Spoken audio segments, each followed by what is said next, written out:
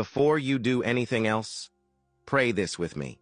Father, this morning we come before you with open hands and open hearts. We release every heavy thought, every silent worry, every fear that tried to follow us into this new day. Lord, you see the things we don't say aloud.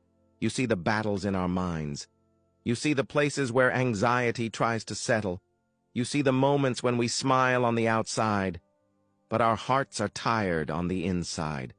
But this morning, we return to you,